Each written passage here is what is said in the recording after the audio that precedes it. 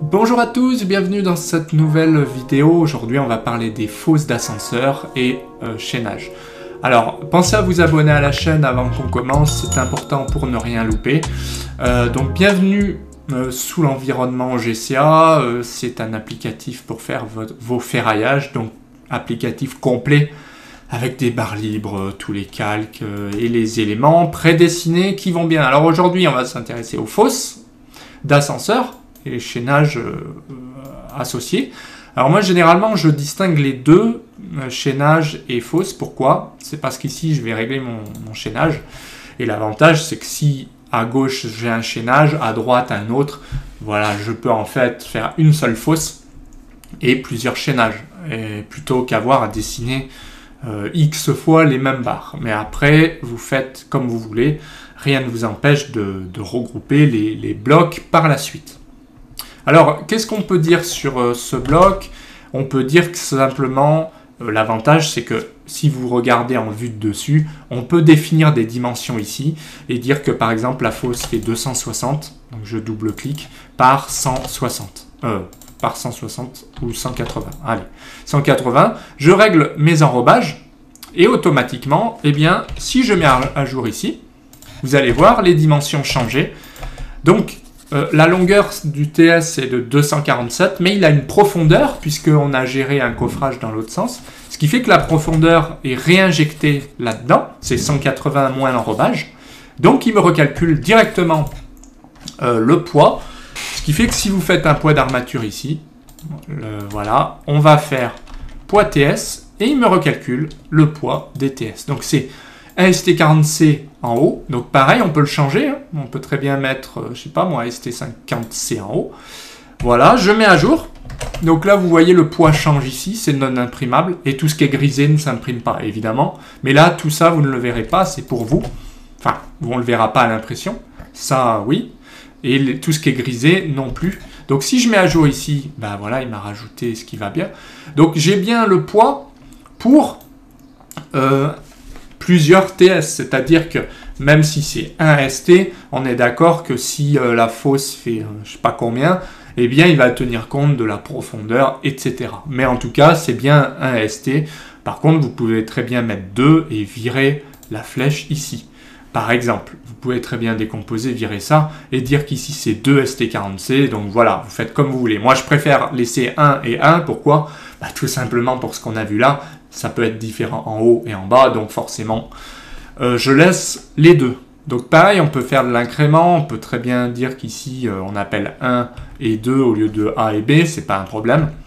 Mais voilà, l'avantage, c'est que les fosses se gèrent très très facilement, plutôt qu'avoir faire la vue de dessus, la coupe, on fait une coupe, on gère les dimensions coffrage. Après, rien ne vous empêche de dessiner aussi un bout de coffrage et de dire ici, j'ai un ST40C plus ST50C haut et puis terminé, quoi. C'est pas un problème. Mais l'avantage de ça, c'est que vous avez vu la vitesse à laquelle ça va. Je fais 2 mètres ici, je me suis trompé, je mets 2,70 m, et ben j'ai rien à faire, juste mettre à jour, et voilà. 2,57 m, la profondeur a changé, et le poids, surtout, a changé. Voilà. Pareil pour les chaînages, ici j'ai mis voir chaînage, ok. Je décompose puisque j'avais une option chaînage fondation ou chaînage radié ici. Radié d'ascenseur ou fausse ascenseur. Donc ici j'ai mis voir chaînage, je vais l'appeler chaînage par exemple, vous l'appelez comme vous voulez, hein, parce que ça c'est du texte après. Hein. Le linéaire, alors ça c'est important, je vais dire qu'il y en a 6 mètres linéaires. Donc pareil, hein, c'est automatique, si je mets à jour, eh bien il prend 6 mètres linéaires, il me le réinjecte, donc j'aurai pas un U, mais j'aurai XU, donc ça va me recalculer le poids. Donc voir fausse, donc les deux sont bien liés. Alors qu'est-ce qu'on peut faire ici? On peut changer le nombre, par exemple, on peut dire 6 ou 4, mais là je vais rester et je change le diamètre, 6H14. Voilà, automatiquement les barres sont plus grosses, et surtout, j'aurai un peu plus de poids, hein, puisque voilà, c'est du 14. Pareil ici, je peux très bien dire que ce U ici fait H à 8, donc U, je peux mettre du cadre aussi directement, mais bon, je vais rester en U. H à 8, et vous avez vu, automatiquement, il est plus gros. Donc le poids est plus important aussi. Alors je vais lui demander le poids. Poids armature de tout ça. Ok, je veux ça. Je veux le poids dépassé des achats. Voilà. Donc 73, ça marche. Maintenant, je veux le poids total. Eh bien, je sélectionne les deux. Je veux le poids achat, contrôle TS. Ok, donc les deux. Donc j'ai bien le poids achat et j'ai bien le poids TS. Donc je peux le rajouter sur mon plan ou ailleurs et faire un suivi pour les métraits. Sans problème, l'avantage de ça, c'est que si ça change, vous avez 10 mètres maintenant, et ben vous mettez à jour. Vous allez voir le poids se mettre à jour là-dedans, toujours non imprimable, c'est pour vous. Je le mets à jour, il se met à jour partout, 121, 121, voilà. La seule chose, c'est que si vous rajoutez un bloc, un élément, il faut le refaire, le tableau, mais sinon, si c'est juste de la modif, eh ben, vous gardez vos tableaux et vous faites simplement regen ou MET, la mettre à jour les champs.